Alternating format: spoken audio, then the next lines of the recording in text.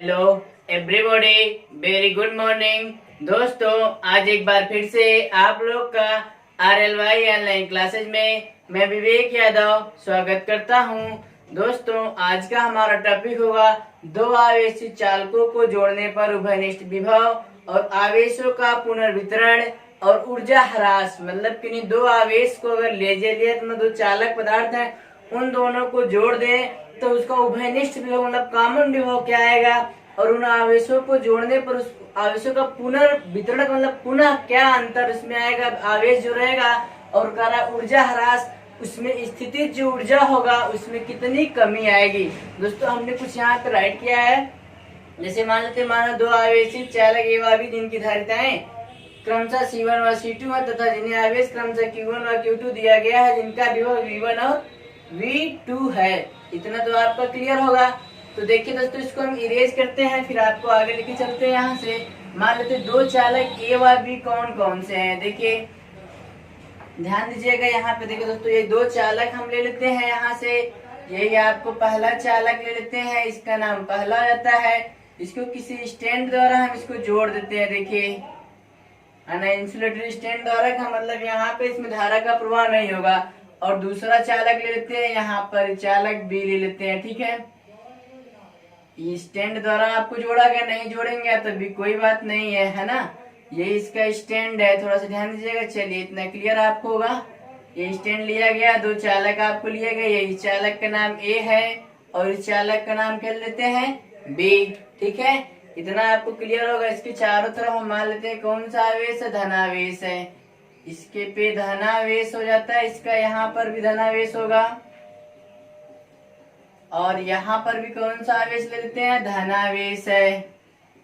ठीक है, इतना आपको तो क्लियर होगा। इसके चारों तरफ कौन सा आवेश पृष्ठ पर फैला है, धनावेश आपको फैला देते हैं हम, है ना। इतना क्लियर है। और यहाँ का जो आवेश मान लेते हैं Q1 मान लेते हैं। इसको कौन सा आवेश दिया गया, Q1।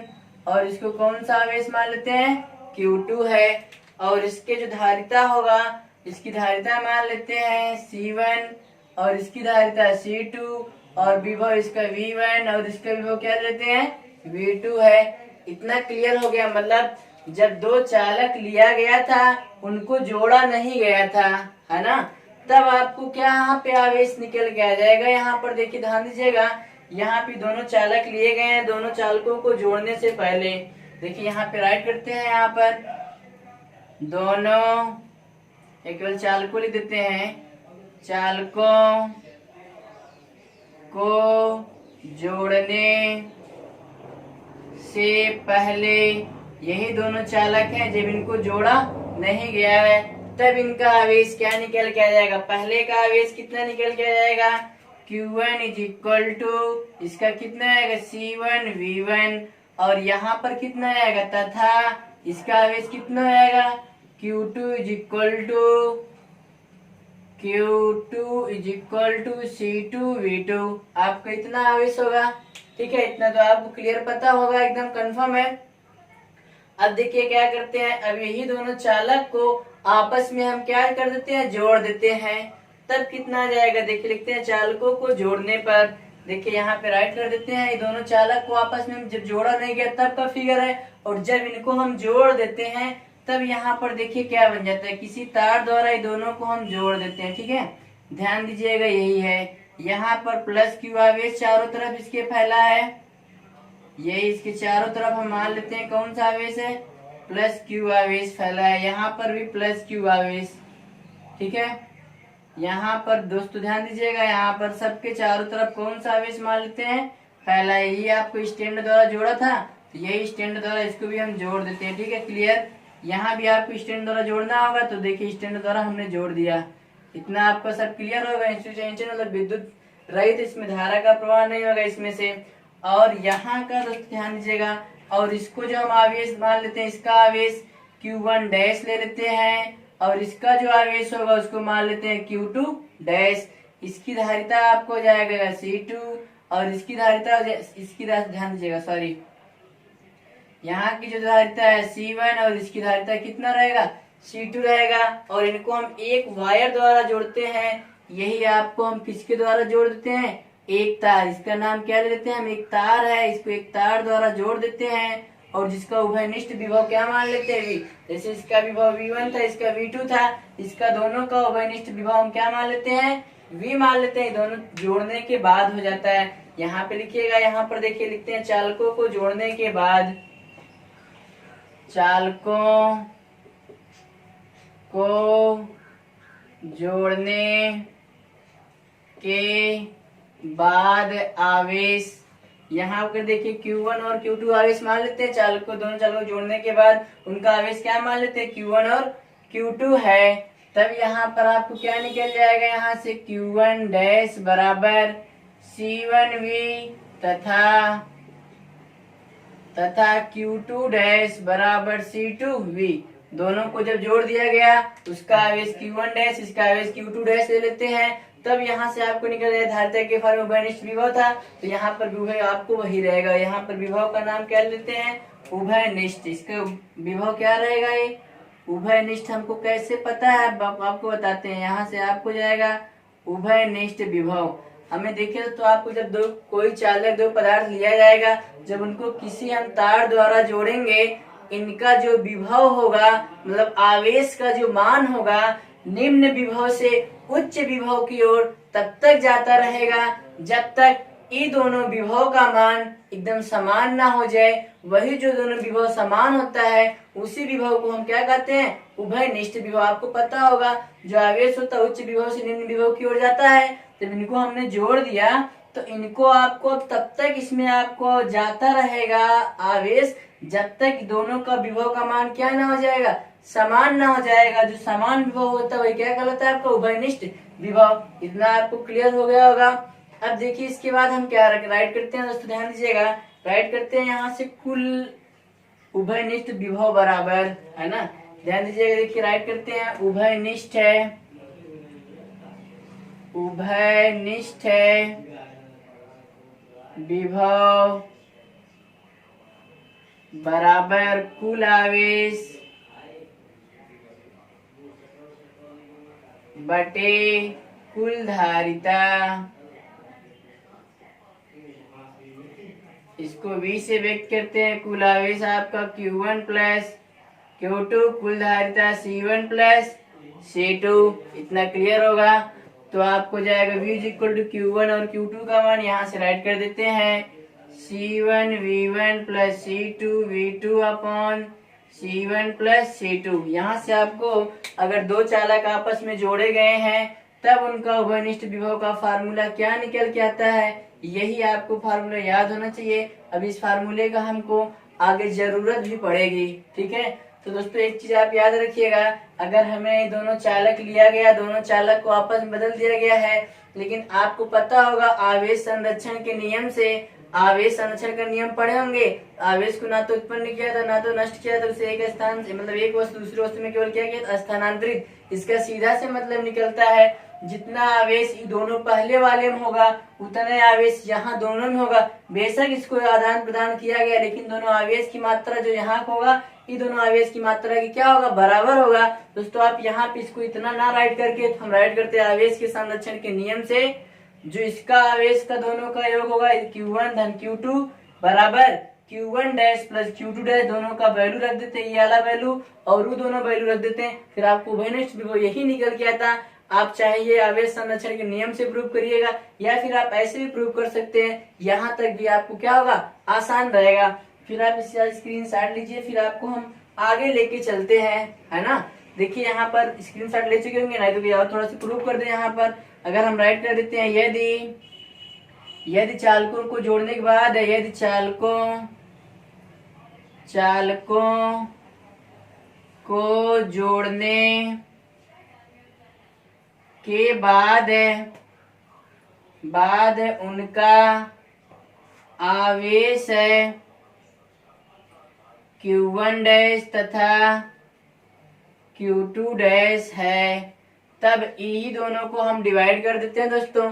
तब देखिए यहाँ पे राइट कर देते हैं, यहाँ से दोनों को जब हम डिवाइड, ध्यान दीजिएगा, ये दोनों का अनुपात आपस में कर देंगे Q1 डैश बटे Q2 डैश बराबर, यहाँ पर हो जाएगा C1V प्लस C2V। इतना क्लियर। v से v आपका कट जाएगा। यहाँ से आपको बच के आ जाएगा फार्मूला q1 डैश बटे q2 dash is equal to c1 बटे c2। जिससे आपको यही फार्मूला होगा दोस्तों, इसको भी याद रखिएगा। यहाँ से क्या समझ में आपको आता है, देखिए बता रहे इसका मतलब क्या है।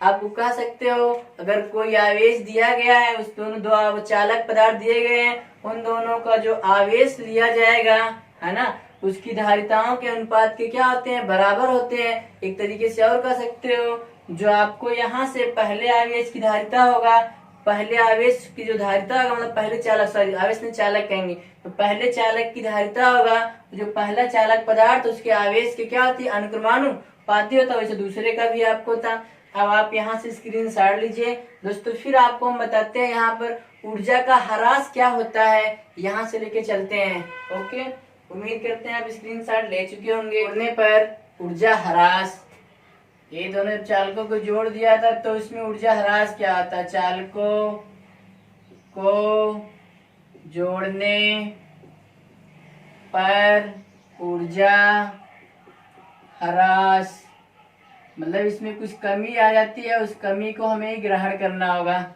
है ना। तो दो कंडीशन एक बार हम लेते हैं। जोड़ने से पहले वैद्युत स्थितिज ऊर्जा, चालकों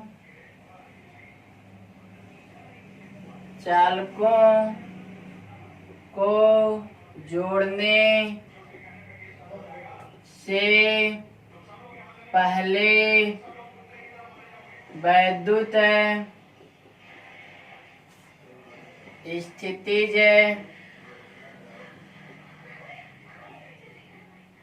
ऊर्जा, ठीक है। आपको पता होगा वैद्युत स्थितिज ऊर्जा बराबर क्या आप लोगों ने पढ़ा है, U is equal to half CV square. तो यहाँ से हम ले लेते हैं, पहला जो होगा इसका U1 ले लेते हैं, U1 is equal to 1/2 C1 V1 square, और दूसरे का हो जाएगा V2 is equal to 1/2 C2 V2 square. अब यहाँ से ही दोनों को अगर हम जोड़ देते हैं तो आपको कुल ऊर्जा का मान पता चल जाएगा। यहाँ से राइट कर देते हैं दोस्तों, कुल ऊर्जा, चालकों को जोड़ने से पहले कुल ऊर्जा इसको ले लेते हैं, U is equal to U1 plus U2, तो U is equal to half C1 V1 square plus half C2 V2 square. ठीक है, इतना तो आपको क्लियर होना चाहिए। अब देखिए वही राइट करते हैं, चालकों को जोड़ने के बाद है वैद्युत स्थितिज ऊर्जा। यहाँ पे राइट करेंगे दोस्तों हम, चालकों को जोड़ने के बाद वैद्युत स्थितिज ऊर्जा, ठीक है। जब उन दोनों चालकों को जोड़ देते हैं तब उसका आवेश क्या होगा, तो वहां से हमको ऊर्जा निकाल लेते हैं। तब उसकी ऊर्जा दोस्तों ध्यान दीजिएगा, यहाँ पे U1 लिया गया है, यहाँ पे मान लेंगे U1 dash is equal to half C1, लेकिन उसकी धारिता C1 था लेकिन विभव भी था, यहाँ तो इतना स्क्वायर हो जाएगा। फिर U2 dash is equal to half C2V square. अब इन दोनों को हम क्या कर देते हैं, इसकी भी कुल ऊर्जा निकाल लेते हैं। यहाँ से इसकी कुल ऊर्जा कितना आएगा, इसकी कुल ऊर्जा हम ले लेते हैं U dash is equal to, जोड़ देंगे U1 dash plus U2 dash. ठीक है दोस्तों, इतना क्लियर होगा। अभी दोनों को हम जोड़ देते हैं, आपको कितना बन के आ जाएगा यहाँ पे U1 डैश बराबर, चलिए इधर बगल में हम राइट कर देते हैं, यहाँ पर ध्यान दीजिएगा। देखिए जब इसको हम जोड़ देंगे दोनों को तो आपको बनेगा U dash is equal to U1 dash plus U2 dash. ठीक है, क्लियर आपको होगा। तो U1 डैश बराबर इसका मान जाएगा half C1V square plus half C2V square. इतना आपको क्लियर होगा दोस्तों। अब इसके बाद हम लिखते हैं जोड़ने ऊर्जा ह्रास, मतलब इसमें कितने ऊर्जा की कमी आ जाती है। तो देखिए ध्यान दीजिएगा थोड़ा से, ऊर्जा ह्रास U is equal to U, यहाँ पे देखिए डेल्टा U राइट कर देते हो, तो delta U is equal to U minus U dash. तो आपको U की वैल्यू यहाँ से, U डैश की वैल्यू वहां से, तो delta U is equal to, U की वैल्यू आपको यहाँ से half C1V1 square plus half C2V2 square, ठीक है। यहाँ से यू डैश की वैल्यू आपको यहाँ से निकल के आ जाएगा। देखिए यहाँ से क्या बन जाता है, 1/2 C1V square plus 1/2 C2V square. इतना क्लियर आपको होगा। तो देखिए आगे बढ़ते हैं। इसके बाद delta U is equal to 1/2 सब में से कॉमन होगा, तो उसको हम पूरा पूरा क्या कर लेते हैं, कॉमन ले लेते हैं। आपको वी भी वहां से कॉमन होगा, तो सब कॉमन बनाते देखिए क्या बन जाएगा, 1/2 यहाँ से कॉमन हो जाएगा C1V1 square plus C2V2 square minus, यहाँ से आपको माइनस कॉमन बनेगा तो अंदर देखिए कितना बन जाएगा, 1/2 बाहर निकल गया। देखिए इसको राइट कर देते हैं C1 प्लस C2 ऐसे इंटू वी स्क्वायर, वी को भी बाहर कर दिया गया, है ना। आपको पता था, इससे पहले हमने बताया था v का मान रखने पर, यहाँ से आप राइट कर देते हैं v का मान रखने पर, v का मान रखने पर जो हमने v निकाला था उसका मान कितना आता है वही रख देते हैं। देखिए कितना आता है, आगे प्रोसेस लेके चलते हैं। तो delta u is equal to 1/2 C1V1 square plus C2V2 square minus C1 plus C2, यहाँ से आपको हमने बताया ना v की वैल्यू पुट कर देते हैं। v की वैल्यू आपको याद होना चाहिए, C1V1 प्लस C2V2 अपान है C1 प्लस C2 पूरे का क्या कर देंगे, होल स्क्वायर। इधर ब्रैकेट है तो ब्रैकेट से कट कर देते हैं। अब देखिए अगला आपको स्टेप हम लेके चलते हैं। यहाँ से delta U is equal to 1/2 C1V1 square plus C2V2 square minus, अब देखिए दोस्तों ध्यान दीजिएगा, यहाँ पर ऊपर वाले का भी स्क्वायर कर देंगे, नीचे वाले का भी स्क्वायर कर देंगे, तो यहाँ से दोनों आपस में एक लाइन कट जाएगा। देखिए क्या बचता है यहाँ पे, C1V1 प्लस C2V2, ऊपर का भी स्क्वायर होगा ऐसे और नीचे का भी होगा C1 प्लस C2, ऐसे स्क्वायर राइट कर देंगे। तो यहाँ वाला जो यहाँ राइट होगा एक घात से कट जाएगा, बचेगा यहाँ पर केवल कितना, एक ही घात। तो इतना क्लियर होगा। अब देखिए इसका इसमें बारी बारी स्टेप टू स्टेप हम मल्टीप्लाई करते जाते हैं, तो आपको हो जाएगा delta U is equal to 1/2 C1 का इसमें मल्टीप्लाई कर देंगे C1V1 स्क्वायर प्लस C1 का फिर इसमें कर देते हैं C1 C2V2 स्क्वायर, फिर आपको C2 का इस दोनों में कर देते हैं बारी बारी से, तो आपका C2 का कर देंगे C1 C2V1 स्क्वायर, इसमें कर देते हैं तो C2 स्क्वायर V2 स्क्वायर। इतना आपको एकदम क्लियर होना चाहिए। अब यहाँ पर देखिए a प्लस बी का होल स्क्वायर के फार्मूले पे तोड़ देते हैं। a प्लस बी का होल स्क्वायर फार्मूला क्या होता है, a square plus B square plus 2ab, उसके फार्मूले इसका एक्सपेंडिंग कर देते हैं।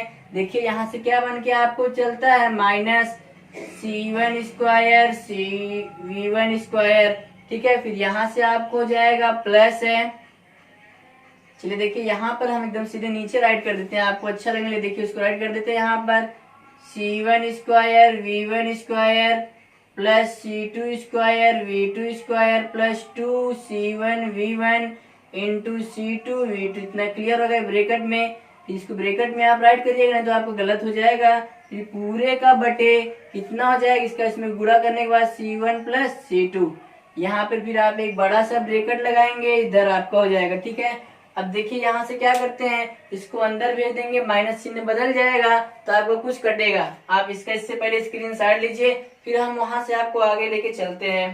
राइट करते हैं तो ध्यान दीजिएगा, delta U is equal to 1/2, ठीक है। यहाँ पर हो जाएगा c, यहाँ पर आपका एक चीज थोड़ा सा मिस्टेक हुआ होगा, अगर हमने यहाँ पे स्क्वायर ना राइट किया होगा तो आप लोग यहाँ पर स्क्वायर राइट कर लीजिएगा, C1 स्क्वायर होना चाहिए था, ठीक है।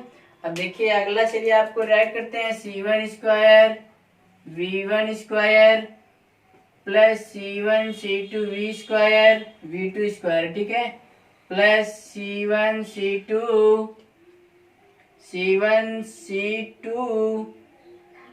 V1 स्क्वायर, ठीक है। अगला हो जाएगा plus C2 square V2 square minus अंदर का साइन चेंज हो जाएगा C1 square V1 square plus C2 square V2 square, अंदर की साइन चेंज कर दिया, यहाँ पर हो जाएगा minus 2C1 V1 2C1V1 C2V2 पूरे का होल अपान आपको बनेगा यहाँ से C1 प्लस C2, है ना। इतना तो क्लियर आपको होगा। अब देखिए जो इसमें से आपको कट होता है उसको कट कर दीजिए। देखिए C1V1 स्क्वायर C1V1 स्क्वायर और यहाँ C2V2 स्क्वायर C2V2 स्क्वायर, है ना। ये कैंसिल हो जाता है। एक बार इसको हम राइट करते हैं, फिर अगला स्टेप लेके चलते हैं आपको। देखिए delta U is equal to 1/2, इधर से आपको हो जाएगा, यहाँ से ध्यान दीजिएगा, C1 C2 V2 square plus C1 C2 V1 square plus यहाँ पर बचेगा केवल minus 2C1 V1 C2 V2 अपान C1 प्लस C2, है ना। यहाँ से आपको कुछ कॉमन मिलता है, जो इसको कॉमन ले लेते हैं। देखिए कॉमन आपको C1 C2 हर जगह से मिलेगा, तो delta U is equal to 1/2 C1 C2 common ले लेते हैं, तो आपको यहाँ से बचता है V2 square plus V1 square minus 2V1 V2 अपान C1 प्लस C2, है ना। इतना क्लियर होगा। ऊपर आपको फार्मूला बनेगा a square plus b square minus 2ab, तो जाएगा delta U is equal to 1/2 C1 C2। यहाँ पर हम राइट कर देते हैं V1 माइनस V2 का whole square upon C1 plus C2। इतना क्लियर हो गया होगा। तो चलिए देखिए आगे इसको इधर थोड़ा राइट कर देते हैं हम। Delta U is equal to 1/2 C1 C2 upon C1 plus C2 into V1 minus V2 का होल स्क्वायर। आपको यही प्रोसेस इतना होगा। तो देखिए दोस्तों आपको यही आपको निकल के आया है ऊर्जा ह्रास क्या होगा, मतलब ऊर्जा में कुछ कमी होगा। एक तरीके से आप कह सकते हैं, अगर आप चाहे यहाँ पे V2 में से V1 घटाइए या फिर V1 में से V2, इसमें कोई अंतर नहीं है, क्योंकि किसी संख्या का आप वर्ग करते हैं, उस वर्ग करने पर संख्या धनात्मक आता है। तो अब देखिए आप यहाँ से कह सकते हैं ये भी धन में, ये सब मान आपको धन में मिलता है, अतः आप कह सकते हो जो ऊर्जा में ह्रास हो रही है वो धनात्मक हो रही है। इसलिए दो आवेशी चालकों को जोड़ने पर उसमें ऊर्जा की हानि होती है। तो आप राइट कर देंगे दोस्तों। यहाँ डेल्टा यू बराबर आपको क्या मिल जा रहा है, पॉजिटिव। यहाँ पे राइट कर देंगे, आपको आता है सब मान डेल्टा यू बराबर आपकी पूरा मान कितना है, पॉजिटिव मिल जा रहा है, पॉजिटिव हो रहा है। तो आप कहेंगे आता है कि दो आवेशी चालकों को जोड़ने पर उसमें ऊर्जा की हानि होती है। यहाँ राइट कर देंगे, अतः कि दो आवेशी चालकों को जोड़ने पर उसमें ऊर्जा की हानि होती है। दोस्तों आज के लिए आपका टॉपिक इतना ही रहेगा। अगर आपको यह वीडियो अच्छा लगा होगा तो लाइक और अपने दोस्तों के साथ शेयर जरूर करिए दोस्तों। धन्यवाद।